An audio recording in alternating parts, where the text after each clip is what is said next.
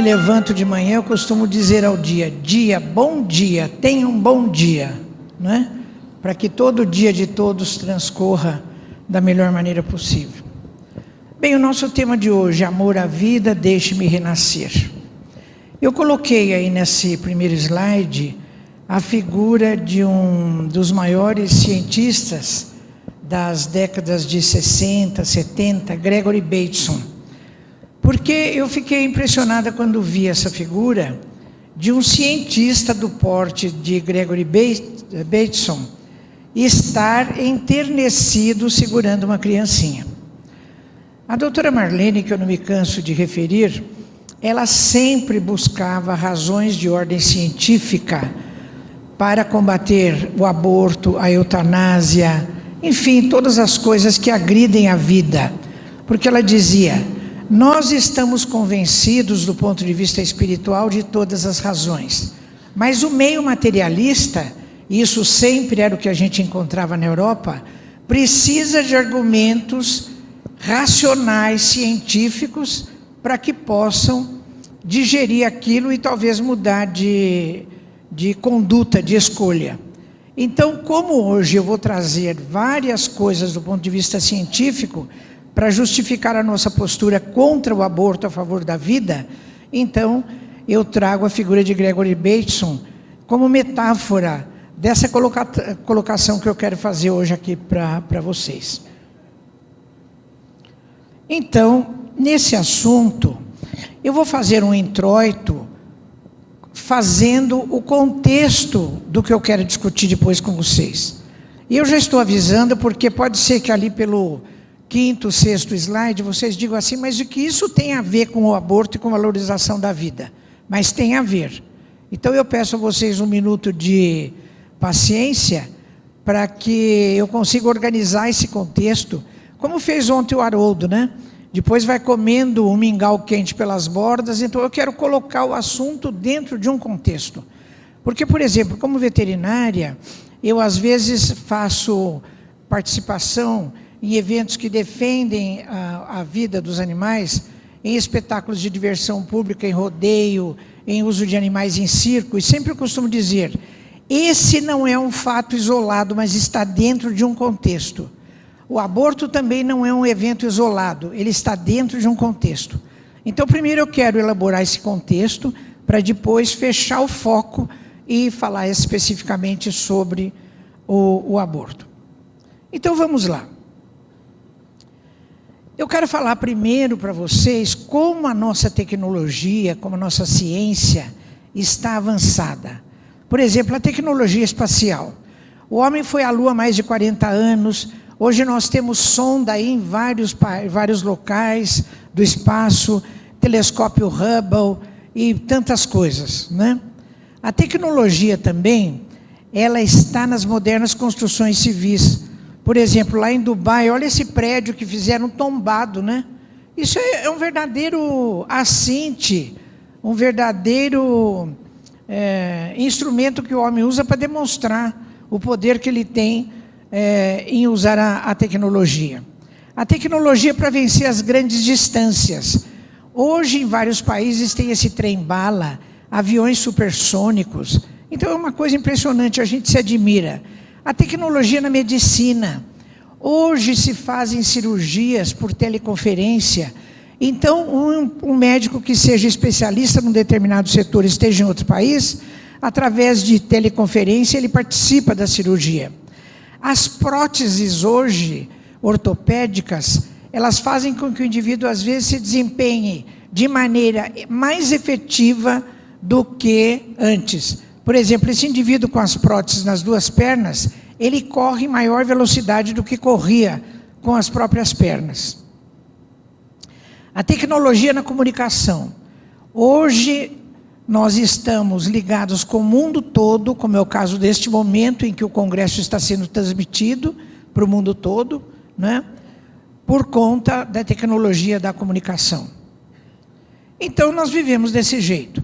A tecnologia em busca das partículas subatômicas. Então, lá na Europa, o CERN, Conselho Europeu para a Pesquisa Nuclear, maior laboratório de física de partículas do mundo, localizado na fronteira franco-suíça. Então, esse CERN, o que ele fez? Lá por 2011, 2012, anunciou a descoberta de uma partícula subatômica, que é o bóson de Higgs. Então, esse bóson de Higgs, a gente começou a ver o que era, e eu acabei deduzindo uma coisa que eu quero ver se vocês concordam comigo. Eu acho que essa tal do bóson de Higgs e outras descobertas, elas vão acabar unindo a ciência atual com as informações do Espiritismo. Olha, Espiritismo, vamos citar o Livro dos Espíritos, primeira edição, 1857. Vocês querem ver? Olha, o que é o bóson de Higgs? Então a ciência diz assim: uma força invisível, conhecida pelos cientistas como campo de força de Higgs. Higgs é o nome de um cientista, de um físico. Formou-se junto de partículas associadas, os bósons de Higgs, transferindo massa para outras partículas fundamentais. Continua o texto. Se não fosse pela massa, pelo fato das partículas estarem aglutinadas e terem peso, se não fosse pela massa, todas as partículas fundamentais que compõem os átomos e os seres viajariam pelo cosmos na velocidade da luz, e o universo, como conhecemos hoje, não seria agrupado em matéria. Vocês querem ver o que tem no Livro dos Espíritos, na questão 27? Esse fluido universal primitivo ou elementar, sendo o agente de que o Espírito se serve, é o princípio sem o qual a matéria permaneceria em perpétuo estado de dispersão e não adquiriria jamais as propriedades que a gravidade lhe dá. A gravidade age sobre a matéria porque a matéria tem massa. Ora, o Livro dos Espíritos não está falando do bóson de Higgs, não é? Então, seriam as partículas subatômicas que compõem o fluido cósmico universal. Esse é só uma curiosidade de como os avanços tecnológicos da ciência estão chegando à realidade do espírito. Isso vai acontecer e não vai demorar muito. Bem, mas vamos ver o outro lado da nossa vivência de hoje. Vivemos graves questões sociais. Ontem, ainda aqui nos bastidores, eu conversava com César a respeito dos problemas sociais graves que nós estamos vivendo em todo o planeta. Então, a fome, a miséria, o terrorismo, guerras, conflitos, a todo momento, como disse ontem o Haroldo, ou a mídia exagerando ou não exagerando, nós só temos notícias dessas desgraças. Não é verdade? Bem, a questão dos refugiados é outra questão social que hoje nos atormenta, não é? A figura desse menininho aí de 3 anos, morto na praia. Eu fiquei uma semana com essa imagem, dava vontade de ir lá e pegar ele no colo, levar para casa, pôr numa caminha quente. São questões sociais muito graves que nós estamos vivendo. Além de questões sociais, nós estamos vivendo questões morais muito graves. A questão do aborto, que nós vamos focalizar hoje mais de perto. A questão da eutanásia neonatal na Holanda. Na Holanda, no ano 2000, nasceu uma menininha de nome Ana. Ela nasceu com malformação no cérebro e na coluna vertebral. Ela tinha também fenda no palato, tinha várias malformações.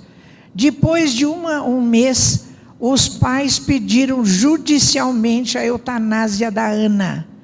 Apesar de ter havido um questionamento social, um debate pela mídia, o juizado autorizou e a Ana foi eutanasiada pelo seu próprio médico, Dr. Eduardo Verhagen, que é o chefe do serviço de pediatria do principal hospital universitário lá da Holanda.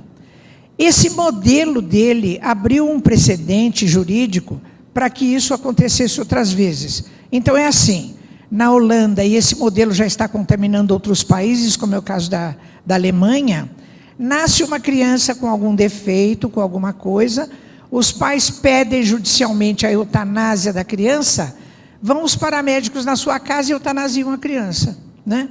Então, diz o Dr. Verhagen, que defende esse modelo, ele fala que é um modelo de preservação da qualidade de vida, porque acaba com o sofrimento da criança.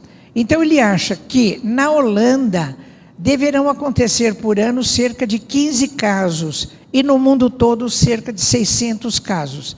E ele chama isso de procedimento humanitário, né? Então, a eutanásia neonatal é um grave problema moral que nós atravessamos hoje.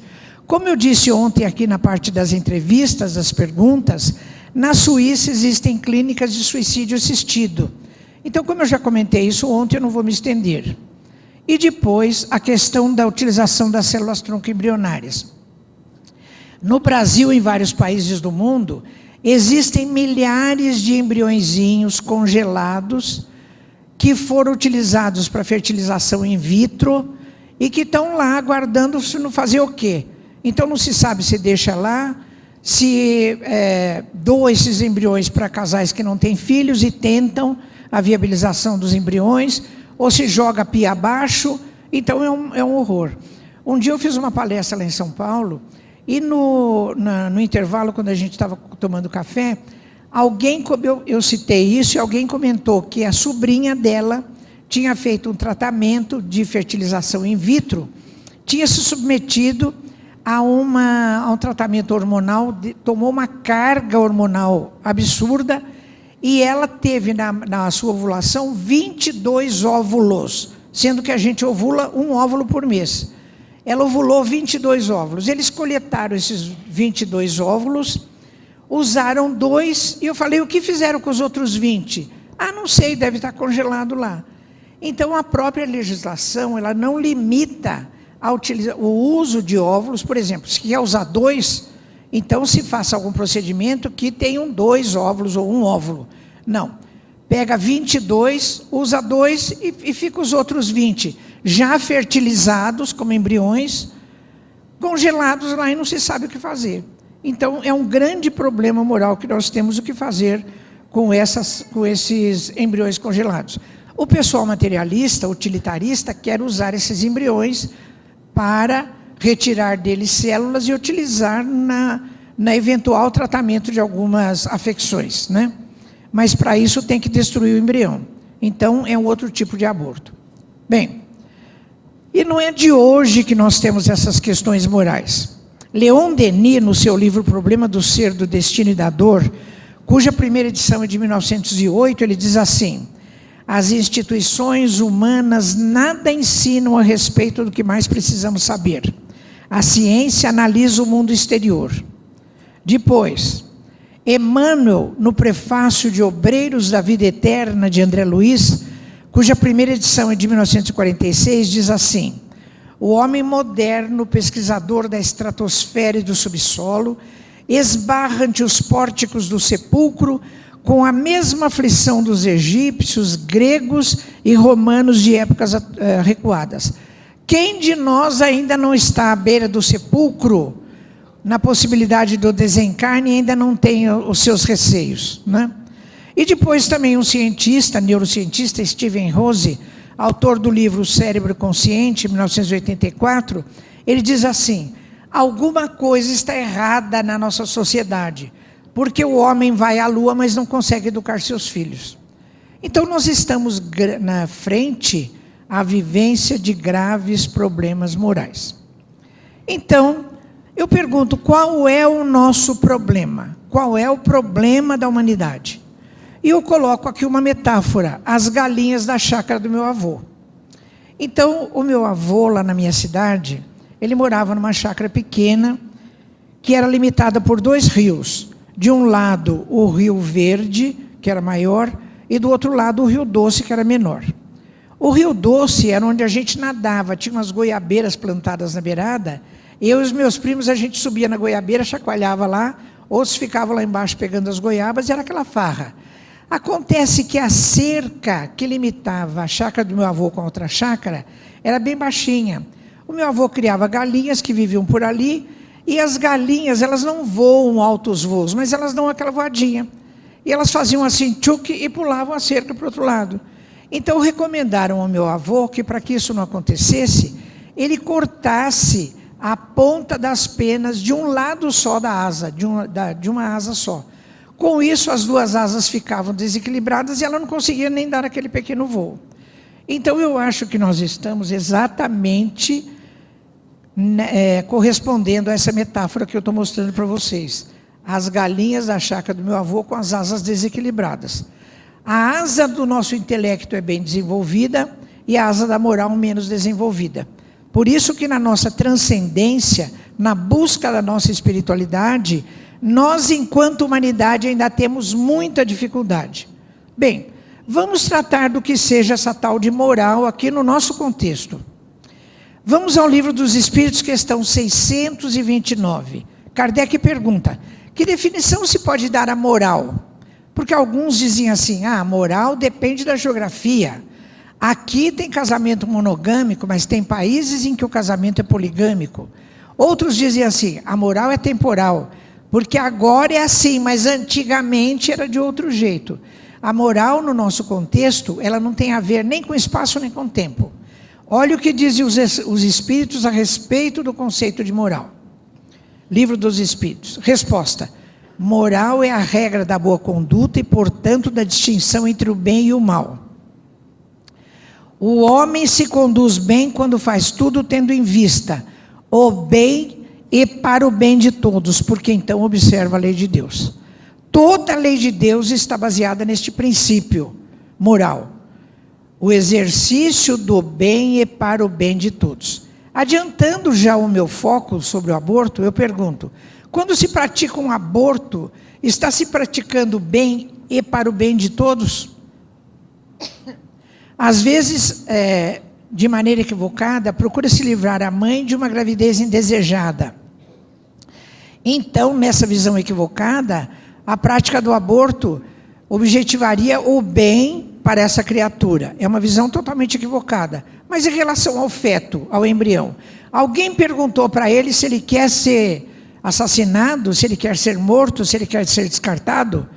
Então, por princípio, da resposta da questão 629, qualquer uma dessas práticas, aborto, eutanásia, uso de células tronco embrionárias, suicídio assistido, são todas práticas que contrariam a nossa moral evangélica, porque não visam o bem e para o bem de todos. Vamos ver como a nossa doutrina valoriza o exercício da moral.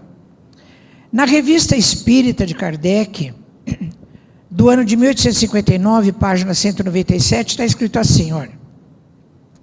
O objetivo da Sociedade Parisiense de Estudos Espíritas não é apenas a pesquisa dos princípios da ciência espírita. Ela vai mais longe. Estuda também as suas consequências morais, pois é principalmente nestas que está a sua verdadeira utilidade. Eu sou absolutamente fascinada pela estrutura da nossa doutrina espírita. É a única doutrina que tem esse alicerce tríplice.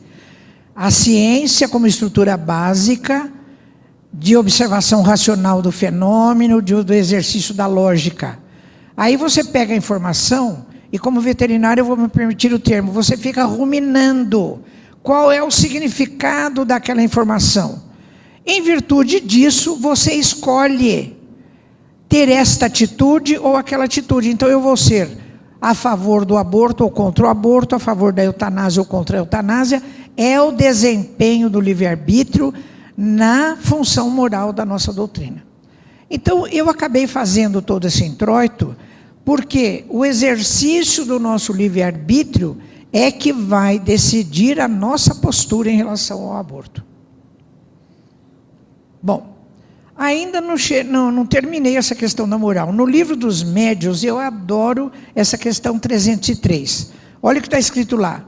O objetivo da doutrina espírita é o aperfeiçoamento moral da humanidade. Mas isso é uma coisa extraordinária. O que nós podemos entender por exercício moral, aperfeiçoamento moral da humanidade? O exercício do livre-arbítrio, lembra da 629? O exercício do bem, qual é a continuação? E para o bem de todos. Esse é o exercício do nosso livre-arbítrio em função da moral. E toda a estrutura da doutrina científica e depois filosófica visa o aperfeiçoamento moral da humanidade. Ou seja, com todo esse arcabouço da informação e da reflexão filosófica, você ter condições racionais e de exercício da lógica de escolher o bem e para o bem de todos. Não está feita a lição, como é que se diz? Não está feita a receita de bolo para a nossa vivência? Não é? Por isso é que eu coloquei no início o Gregory Bateson como cientista, acolhendo o bebezinho no colo, porque a ciência tem que se debruçar sobre o conhecimento e extrair dele o significado e, consequentemente, poder escolher o bem e para o bem de todos. Bem, então, outra questão do Livro dos Espíritos que eu acho muito interessante, 780A. Kardec pergunta: como o progresso intelectual pode conduzir ao progresso moral? Porque nós, de modo geral, buscamos apenas o progresso intelectual, mas é ele que vai nos conduzir ao progresso moral. Olha a resposta.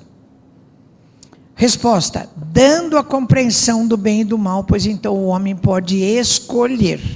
Ou seja, fazer o exercício do livre-arbítrio na questão moral. Vou repetir: buscando o bem, qual é a sequência? E para o bem de todos, né?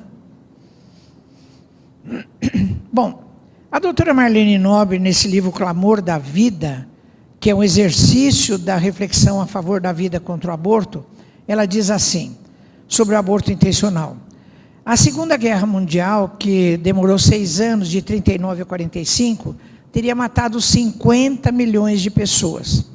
Existem muitas referências de que por ano no mundo sejam realizados 60 milhões de abortos. Ou seja, em um ano matam-se mais criancinhas no ventre materno do que a Segunda Guerra Mundial matou em 6 anos. Ela coloca essa informação sob dúvida, mas eu trouxe porque eu achei uma outra referência, esse artigo, Aborto no Brasil, Mortes em Silêncio, que traz um dado bem parecido. Ele diz assim: segundo a Organização Mundial de Saúde, no mundo, 87 milhões das gestações são indesejadas por ano. E dessas gestações indesejadas, 46 a 55 milhões resultam em abortos. Então é um dado que bate com o dado anterior citado pela doutora Marlene, né? Então, por dia, segundo esse artigo, são realizados no mundo 126 mil abortos, o que corresponde a um aborto a cada 24 segundos. Eu fico me perguntando como o plano espiritual superior pode nos ajudar aqui, pobres mortais, que praticam a cada 24 segundos um aborto. Que condições vibratórias nós temos enquanto humanidade de receber auxílio do plano espiritual maior, não é? Porque é necessário que a gente tenha condições de receber todo o auxílio que nós queremos do plano espiritual superior. Isso corresponde ainda, esses 126 mil abortos por dia, corresponderiam a se executar no mesmo dia 1/4 da população brasileira, ou toda a população da Itália, da Espanha ou da Argentina. Ou seja, o problema é muito grave. Um aborto já seria um problema gravíssimo, imagina 1 a cada 24 segundos no mundo inteiro. 78% dos abortos ocorrem em países em desenvolvimento.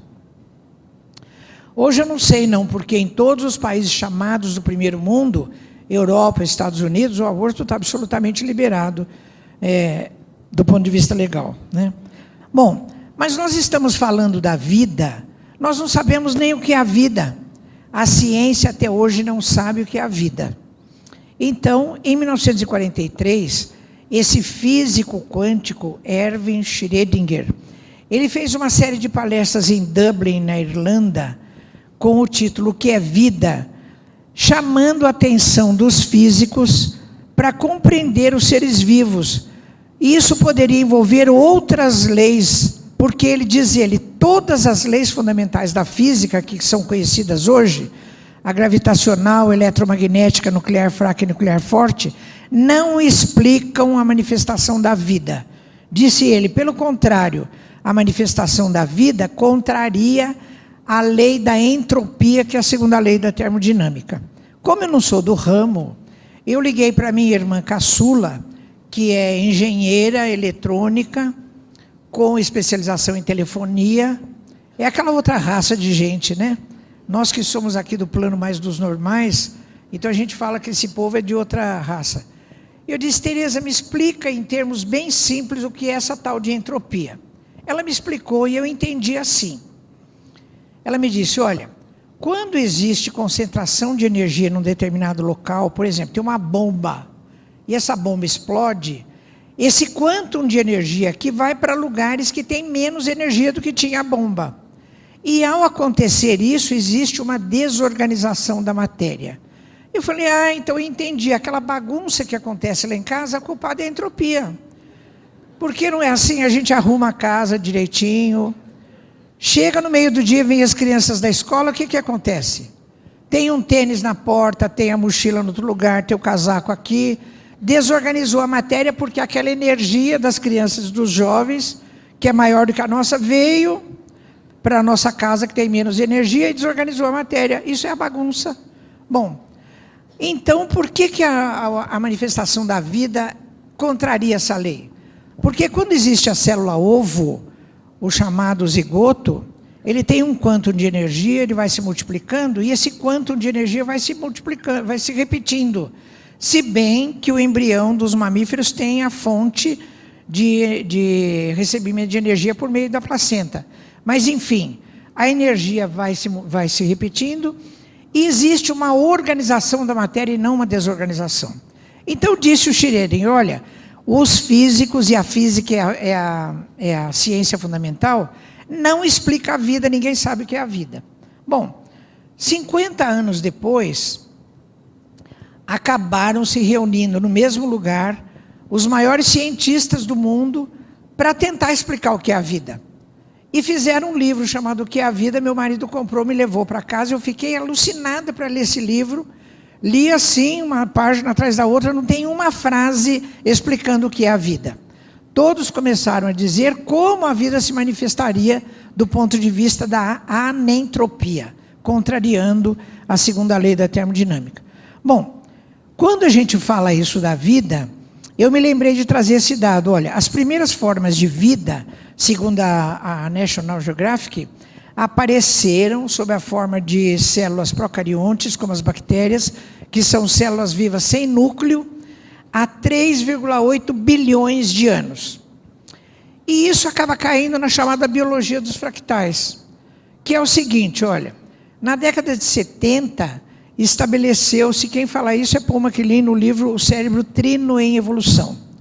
Então, eles repararam, vários cientistas, que a natureza tem vários modelos que se repetem em vários organismos. Por exemplo, o modelo de árvore.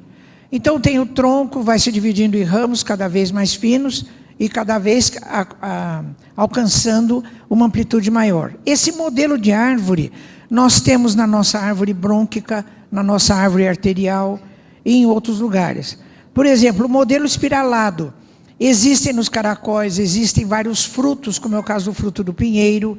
Então, existem alguns modelos. Esse modelo de construção do nosso corpo físico em células, ele tem esse modelo aí que foi criado há 3,8 bilhões de anos. Então, é um modelo fractal. A célula, no seu modelo original, ela é ovoide, tem uma membrana, tem um gel lá dentro com uma porção de coisinhas. Então, quando nós praticamos um aborto, ou de qualquer outra forma, nós agredimos a vida, nós estamos destruindo um projeto que tem 3,8 bilhões de anos. Olha a nossa responsabilidade. Bem, então, o Dr. Bruce Lipton, nesse livro A Biologia da Crença, ele confirma isso, porque ele diz assim, as células procariontes, que são essas sem núcleo, executam os mesmos processos biológicos que as células normais. As células mais complexas, os eucariontes, que têm núcleo e mitocôndrias, ingerem, digerem, respiram, excretam e reagem a estímulos do meio. Ou seja, esse modelo fractal é que nós utilizamos na construção do nosso próprio corpo físico. Também a doutora Candice Pert, recentemente desencarnada, ela diz assim, nesses 2 livros que eu estou citando: simples criaturas unicelulares, como é o caso dessa ameba, têm os mesmos substratos bioquímicos para emoções, como endorfinas e receptores opioides, que nós, seres humanos. Então, nós achamos que nós, seres humanos, somos uma coisa assim muito diferente. Não. Toda a nossa organização já está estruturada nesse modelo fractal que tem 3,8 bilhões de anos. Bom, afinal, quando o embrião humano pode ser considerado um ser humano? Porque quando nós vemos coisas assim, quando se discute a utilização, por exemplo, de células tronco embrionárias, tem essa fala da doutora Maiana Zates, que é uma geneticista das mais consideradas no meio acadêmico aqui no Brasil. Numa entrevista ela disse assim: quando nós falamos de embriões, e ela quer tirar as células desses embriões, que por isso são mortos. Quando nós falamos em embriões, muita gente acha que nós estamos nos referindo a fetos com perninhas e bracinhos, mas nos referimos a montinhos de células menores que a cabeça de um alfinete. Há embriões que têm um potencial de vida baixíssimo, porque estão congelados, né? Então, vamos atrás de alguns especialistas para definir isso. Mas antes a gente pode perguntar, olha, será que um ser humano se reconhece pelo número de células? Será que esse ser humano aqui, adulto, ele é mais ser humano do que essa criancinha magrinha? Não é? Então, como é que a gente pergunta? Quando o zigoto, ou seja, ambos já tiveram uma célula só. Então, como é que a gente fica com essa pergunta? Quando é que um embrião humano pode ser considerado um ser humano? Então, vamos ao Tratado de Embriologia Humana, de Muriperçu, que está em todas as faculdades de medicina e das faculdades de ciências da saúde. E eles dizem assim: o desenvolvimento humano é um processo contínuo que começa quando o ovócito de uma mulher é fertilizado por espermatozoide de um homem. Forma-se uma célula ovo, chamada zigoto, e a partir daí vai se desenvolvendo até constituir totalmente o ser humano. Bate totalmente com o que está escrito no Livro dos Espíritos, item 344. Em que momento a alma se une ao corpo? Atrás dessa pergunta tem uma outra, porque se Kardec está perguntando a que momento a alma se une ao corpo, e a resposta, a união começa na concepção, ele já está dizendo que o corpo do ser humano é o zigoto, não é? Que é feito na concepção, a primeira célula, a célula ovo. Então, nós temos que já admitir que o ser humano é um ser humano desde o zigoto, desde a primeira célula, desde a célula ovo. Bom, então nós caímos no conceito de contínuo, como sempre referia a doutora Marlene. Esse contínuo tem que ser respeitado na vida. Zigoto, embrião, feto, criança, jovem, adulto, idoso. Em qualquer momento o ser humano é ser humano, não é? Nesse contínuo. O Schrödinger, que é aquele físico lá de Dublin, ele dizia assim: o zigoto já carrega em sua estrutura todo o padrão tetradimensional do indivíduo. É o projeto do novo ser. Eu fiquei pensando por que o Schrödinger falou em padrão tetradimensional. Porque aqui no nosso conhecimento rotineiro, a gente conhece 3 dimensões, né? Então seria tridimensional. Ele põe tetradimensional. Porque ele já considera que a vida é uma outra coisa, é um metassistema que está fora de tudo que a física conhece na organização tridimensional. Eu não estou dizendo que a ciência está a caminho da descoberta do espírito, né? Isso vai acontecer logo, logo, já está chegando. Então o zigoto, eu repito, é uma testemunha silenciosa de uma evolução de 3,8 bilhões de anos.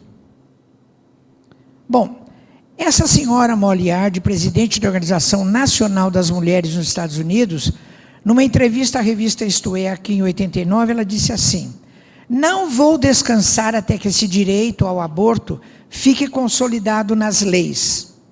Num aborto feito no primeiro trimestre da gravidez, o que se perde são algumas colheradas de células, só isso. Aquilo não tem a menor viabilidade de vida independente fora do útero da mulher. Quando a gente fala em algumas colheradas de células para referir um ser humano, ou refere o embrião como aquilo, nós estamos coisificando o embrião. Então o embrião não é mais um ser humano, é uma coisa. São algumas colheradas de células, é um montinho de qualquer coisa que você descarta sem a menor responsabilidade, né? Então, a doutora Marlene Nobre, que eu não canso de citar, ela sempre falava nos paradigmas vigentes na nossa sociedade, especialmente nesses dois livros, O Clamor da Vida e A Vida contra o Aborto. Ela fala na corrente utilitarista. Por exemplo, a doutora Mariana Zates, que eu acabei de citar, ela é dessa corrente utilitarista, porque ela quer utilizar, para resolver um problema agora, as células do embrião. Isso implica numa questão moral grave que é desconsiderada. A qualidade de vida é considerada antes da dignidade da vida. O conceito de pessoa não se aplica nem a embriões, nem a recém-nascidos deficientes, nem a pacientes terminais, do ponto de vista jurídico, né? Depois ela fala, a doutora Marlene, na corrente personalista. Então, essa corrente personalista, ela já impõe respeito à vida em todo o contínuo, ou seja, desde o zigoto até o indivíduo idoso.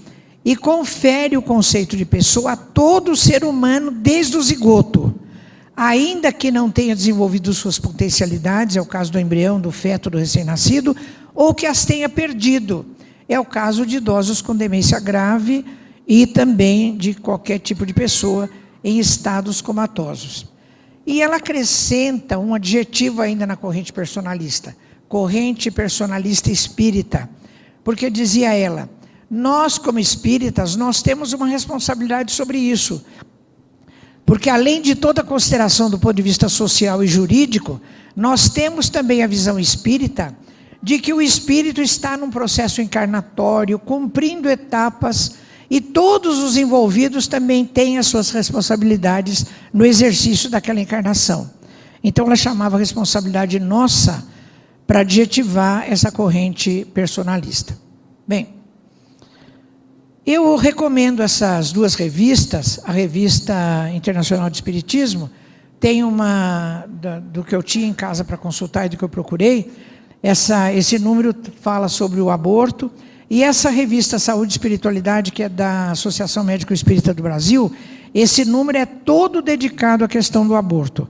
Eu vou especificar para vocês os capítulos, porque esse número é imperdível. Olha, moção de repúdio à posição do Conselho Federal de Medicina. Esse artigo é escrito pela doutora Marlene.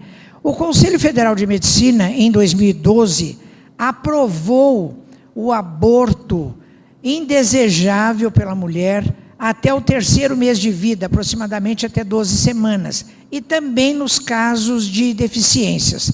Como pode um Conselho Federal de Medicina aprovar um abortamento, sendo que no juramento do médico, no dia da sua formatura, no juramento de Hipócrates, o primeiro item é não causar dano? Como pode um Conselho Federal autorizar o assassínio de criancinhas dentro do útero materno, se ele jurou não causar dano, não é? Então é assim, o embrião, o feto não é considerado, porque esse conselho certamente está na corrente utilitarista e não na corrente personalista. Olha o outro capítulo. Aborto prevenção, Dr. Laércio Furlan. Consequências psicológicas pós-aborto, são 2 psiquiatras, Dr. Sérgio Lopes e Flávio Brown. Porque depois existe a culpa, o remorso, a insônia, a depressão, o suicídio. Hoje existem na Europa, diz esse artigo, ONGs que tratam de mulheres que abortaram, porque ninguém suporta viver com um peso desse na sua própria consciência. Aborto como política de controle populacional, Dr. Jorge Dair, lá da AME de Goiânia. Visão espírita sobre o aborto, Dr. Gilson, é aquele que eu citei ontem, né? E aborto e bioética, doutor Zé Roberto, lá de Vitória. Depois, razões jurídicas, médicas e espirituais contra o abortamento, doutor Weimar, que é jurista. Vida intrauterina e psiquismo fetal, o Beto, lá de Campina Grande. Paradoxo ético, calamidade espiritual, aborto em questão, doutor Paulo Batistuta. Depois, a vida contra o aborto, doutora Marlene. E, finalmente, o aborto como questão de saúde pública, doutor Décio. Ou seja, a fina flor da Associação Médico Espírita do Brasil Internacional, tá, cada um com um artigo nessa revista, e a consulta dela é absolutamente imperdível em relação a esse tema, e eu não tenho tempo para comentar sobre eles. A doutora Marlene, representando a ASAMES, a Federação Espírita Brasileira, com o Nestor Massotti, e a ABRAME, Associação Brasileira de Magistrados Espíritas, foram a Brasília levar documento contra o aborto a favor da vida, né? Levaram uma carta de princípios que foi extraída do Congresso da Associação Médico Espírita, o Medinesp, no ano de 2005. Ou seja, existe muita gente se manifestando e trabalhando a favor da vida. É o caso desses obstetras brasileiros também, que fizeram um manifesto na mídia, dizendo que o abortamento induzido significa a eliminação de uma pessoa biologicamente viva. Porque a maior parte do pessoal é assim. Eu recomendo também, não é da minha área falar sobre a parte jurídica, mas eu recomendo esse livro, Direito Fundamental à Vida, é do Dr. Ives Gandra da Silva Martins. Tem uma porção de gente aí, boa também, falando do ponto de vista jurídico. Na apresentação do livro ele diz assim: esse livro quer provar, científica e juridicamente, que a vida do ser humano começa na concepção, ou seja, na união do espermatozoide com o óvulo formando o zigoto. Então, essa corrente jurídica também é personalista. E nós precisamos nos unir, os gatos pingados que somos, para termos uma força, né, para poder exercer o nosso direito de opinar a respeito dessa questão tão importante que é a valorização da vida. Bom, outra coisa também. Os abortistas defendem que a mulher tem direito ao próprio corpo, como se o embrião fosse um pedaço do seu corpo que ela não quer e vai descartar. Então a doutora Marlene pergunta nos seus livros: o embrião ou feto é parte do corpo da mãe? Então, a resposta que nós temos é absolutamente negativa: não. Ele tem uma individualidade, uma personalidade próprias, do ponto de vista genético, imunológico, morfológico e sensorial e psicológica. Então, eu não vou poder discriminar cada um deles, mas eu vou já para o psiquismo fetal e contar algumas coisas muito interessantes. Por exemplo, o Dr. Anthony de Casper, americano, ele propôs uma pesquisa para mulheres gestantes que 5 semanas antes da gestação contasse para o seu bebezinho que está dentro do útero materno uma história com alguns momentos de grandes emoções. Depois de nascido esse bebezinho, depois de alguns dias, eles puseram uma chupetinha na boquinha do bebezinho com um eletrodo que fazia um gráfico. E puseram também outros bebezinhos que não tinham ouvido a história ainda dentro do útero da mãe. E a conclusão do trabalho foi significativa. Os bebezinhos que já tinham ouvido a história no ventre da mãe, quando se antecipavam os momentos de grande emoção, eles aumentavam a frequência das chupadinhas da chupetinha, e o gráfico já acusava. Então, isso está demonstrando, cientificamente, que o psiquismo dos bebezinhos, particularmente a partir do 6º mês, a maior parte das pesquisas é feita a partir do 6º mês de vida intrauterina, mas certamente, desde o zigoto, como o espírito está lá, já existe psiquismo, né? Então, existem referências científicas do psiquismo fetal.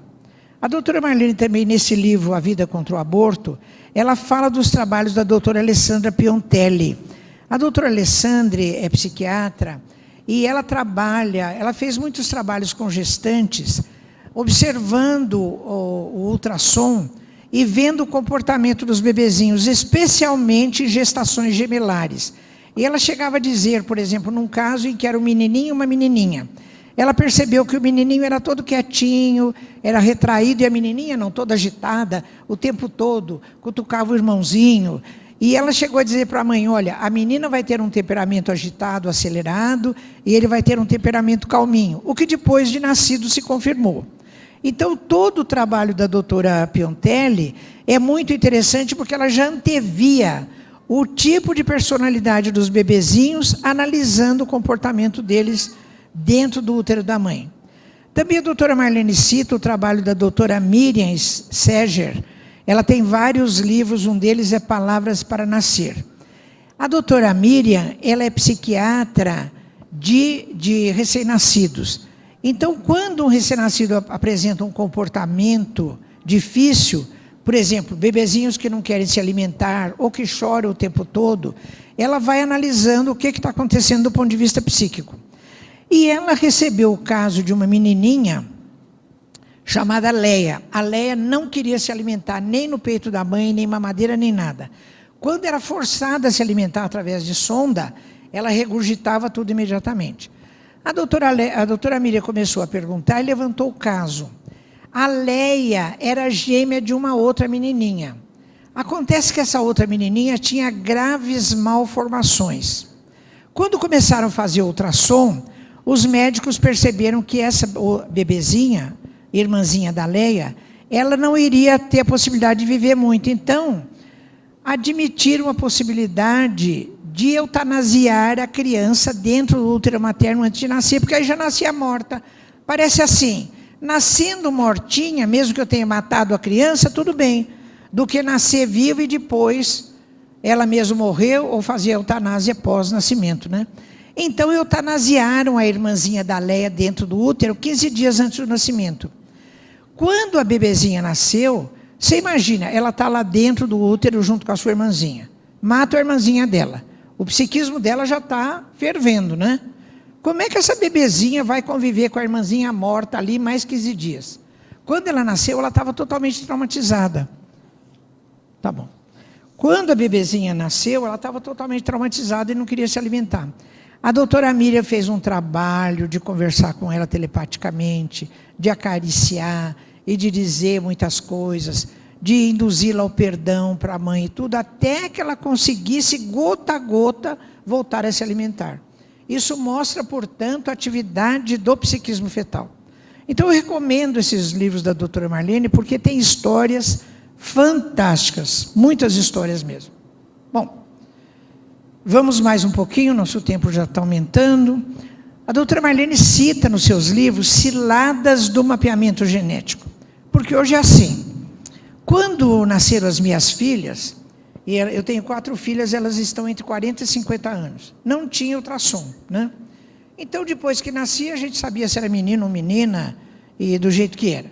Hoje em dia, quando eu acompanho o ultrassom da gestação das minhas filhas, eu fico absolutamente surpresa, porque eu acompanhei uma ultrassom de uma gestação, e o médico falava assim, vamos ver o palato, vamos ver o corpo caloso, vamos ver o orifício anal, vamos ver não sei o que. Eu falei, eu ainda brinquei com ele e disse, meu Deus, isso é uma verdadeira invasão de privacidade, né? Porque assim o bebezinho está lá, hoje através desses recursos visuais, você fica sabendo detalhes mínimos do bebezinho. Então é assim, tem algum defeitinho, já desde o primeiro ultrassom, o que o médico faz, que é da corrente utilitarista? Ah, mas a senhora vai ficar com esse feto assim, que tal abortar? Já induz o abortamento. A coitada está numa situação difícil, às vezes se deixa convencer por essa sugestão, né? Bom, mas a doutora Marlene cita alguns casos, eu vou citar apenas 2.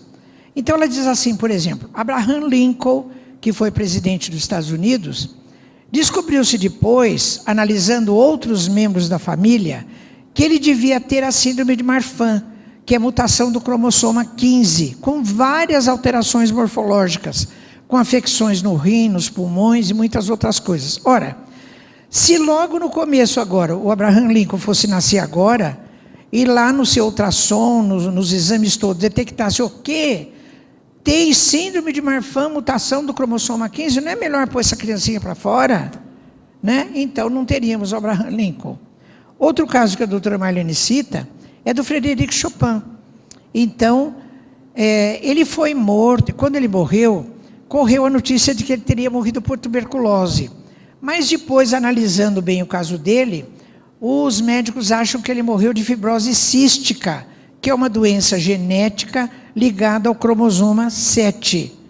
Então, ele teria alterações pulmonares, alterações no fígado e muitas outras coisas. Então, também seria o caso de abortamento do Chopin, que tinha graves alterações do cromosoma 5. Beethoven também, né?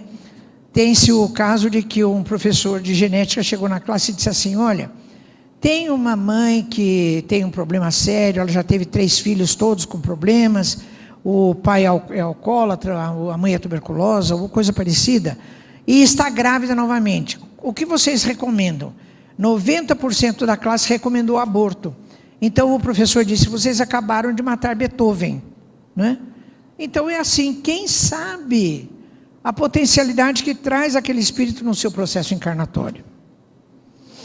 E nós temos que respeitar isso, é claro. Bem, e o anencéfalo? Né? Eu fui com a doutora Marlene no Supremo Tribunal Federal em setembro de 2008, fazer uma exposição para os senhores ministros. O que era, eu falei, qual é a formação do cérebro do anencéfalo? Porque quando você fala anencéfalo, e encéfalo, segundo a literatura, a terminologia anatômica internacional, é o conjunto de massa neural que você tem dentro da cavidade craniana. Como o prefixo A ou AN é negativo, quando você fala anencéfalo, qual é o conceito do que você está dizendo através desse termo? A cabeça é oca, não tem nada lá dentro. Mentira, tem. Então, o chamado anencéfalo não é anencéfalo. Ele tem pelo menos as partes mais baixas de todo o cérebro, ele só não tem a parte terminal aqui em cima, relacionada ao córtex cerebral. E cada caso é um caso. Então, isso que eu fui lá falar para os ministros. E a doutora Marlene também fez uma exposição. Olha, nós ouvimos tanta bobagem lá aquele dia. Eu mostro essa foto, a doutora Marlene e eu, e a Cacilda, que é a mãe daquela menininha lá de Patrocínio Paulista, que nasceu com o diagnóstico de anencefalia. Ela já estava desencarnada nessa ocasião. E olha como a gente está branquinha. Eu falo que nós estávamos vampirizadas lá, porque éramos poucos, né, a defender a vida, porque a maior parte das pessoas queria dizer isso. E a doutora Marlene coordenou esse livro, A Vida do Anencéfalo, editado pela Associação Médica Espírita do Brasil, que traz todas as razões pelas quais, do ponto de vista científico, nós devemos apoiar a vida do anencéfalo e contraindicar o aborto e a utilização desse feto nascido para transplante de órgãos, que é outra possibilidade também. No Livro dos Espíritos, questão 356b, existe a pergunta que Kardec faz: toda criança que sobrevive tem necessariamente um espírito encarnado? Porque como essa criança às vezes morre no útero materno ou logo depois de desencarnada, muitos espíritas perguntam: será que tem espírito nesse corpo? Olha a resposta: que seria ela sem espírito? Não seria um ser humano. E a doutora Marlene complementa num dos exemplares da Folha Espírita: um feto que nasce sem espírito é um feto teratológico monstruoso, que não tem a configuração de um ser humano, não é? Porque desde que exista a organização de um ser humano, ele tem sim um espírito como fator organizador. Nos casos de estupro, então tem pessoas que dizem: não, mas nos casos de estupro, né, coitada da mãe, um crime não justifica outro crime. Mesmo em casos de aborto, o feto tem um direito inalienável à vida, a vida é dele. Na questão 358 do Livro dos Espíritos, eu nem coloquei o texto, que é bastante forte, existe a pergunta: é crime o abortamento em qualquer fase da concepção?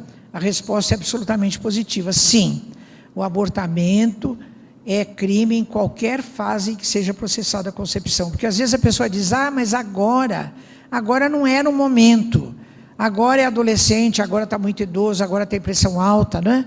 Em qualquer fase, a questão 358 refere como crime. E na 359, que é a única que possibilita o exercício do abortamento quando existe grave possibilidade de óbito para a mãe em relação à vivência da gestação. Mas eu quero fazer uma homenagem a duas pessoas com as quais eu convivi, que viveram essa situação e não abortaram. Uma delas é a minha prima Fátima, a minha irmã que está aqui vai se lembrar. Ela teve muita dificuldade nas gestações, teve vários abortos, depois conseguiu ter um filho, o Pedro. Depois do Pedro, ela já estava com, acho que 40 anos, ou 40 e poucos anos, pressão alta, ela engravidou novamente. Quando começaram a fazer os primeiros ultrassons, viram que a criança tinha síndrome de Down. Toda a família dela e os médicos fizeram uma pressão forte para que ela abortasse, porque era uma gravidez de alto risco e a criança tinha síndrome de Down. E ela firmou pé e não abortou. Ela, católica, convicta, ela levou essa gestação até quase ao fim. Aos 8 meses de gestação, o fetinho morreu, porque ele tinha também uma grave afecção cardíaca. Então, o parto foi induzido, mas ela levou essa gestação até o fim. Então, Fátima, você está agora no plano espiritual, e eu quero te abraçar amorosamente pelo exemplo de amor que você deu em relação ao exercício da sua gestação.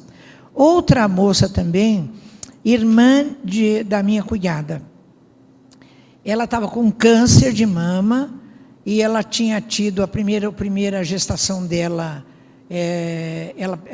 o fetinho nasceu morto, depois ela teve uma menina e depois engravidou novamente na vigência do tratamento de quimioterapia. Então ela tinha toda a indicação médica para o abortamento, pois ela não abortou. Ela suspendeu a quimioterapia, teve a criança, e essa criança também nasceu com síndrome de Down, e depois ela continuou o tratamento, já é desencarnada. Essa menina dela agora deve estar mocinha, com uns 15, 16 anos. Então são duas pessoas que, apesar de, mesmo do ponto de vista da nossa visão espírita, ter, digamos, a autorização para o abortamento, elas mantiveram a gestação até o final, né? Então são duas pessoas pelas quais eu tenho o maior respeito e presto a minha sincera homenagem. Eu estou terminando e quero citar a Madre Teresa de Calcutá. Olha o que ela diz: o aborto provocado é uma das minhas maiores cruzes. É a barbárie contra a paz do mundo. Porque se uma mãe é capaz de matar o seu filho, o que pode evitar que nós nos matemos uns aos outros, né?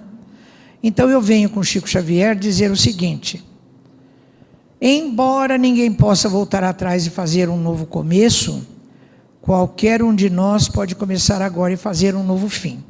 Este slide especialmente eu coloquei em função das pessoas, sejamos nós, familiares próximos, pessoas conhecidas, que praticaram o aborto.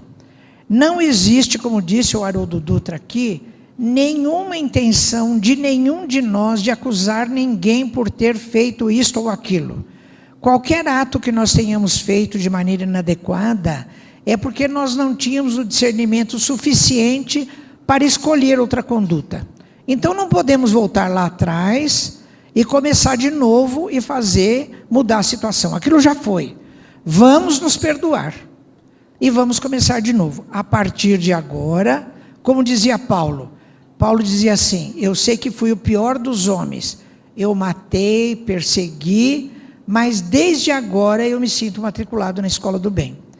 Lá em São Paulo, numa palestra sobre aborto, falava Nancy Pullman, que é uma mulher extraordinária que dirige a instituição chamada Nosso Lar. O Nosso Lar trabalha com crianças e jovens que têm síndrome de Down. Então, uma pessoa da plateia perguntou para ela, e ela mesma declarou que ela não conhecia as coisas e tinha praticado um abortamento, e que ela tinha um complexo de culpa muito grande. Ela disse: olha, se perdoe, você faça o seguinte, vá trabalhar com crianças, ou com idosos, faça um trabalho meritório. Tem muita criancinha aí que precisa de um colo materno. Então, o amor que você não pôde transferir para o seu filho, faça isso agora em relação a outra criança que não tem o colo materno, não é? Então, como diz Chico Xavier, vamos começar agora e fazer um novo fim. Bom, então, terminando, eu quero dizer para vocês assim: vocês se lembram da metáfora das galinhas da chácara do meu avô? que estavam com uma asa capengando. Olha o que eu desejo para todos nós, que a gente consiga equilibrar a asa da moralidade com a asa da intelectualidade, para que nós possamos, ao respeitar a vida, é um dos critérios principais, nós possamos ter condições de alçar os voos da nossa transcendência, da nossa espiritualidade. Pessoal, até a próxima ocasião e muito obrigada por me ouvir aqui. Um grande abraço.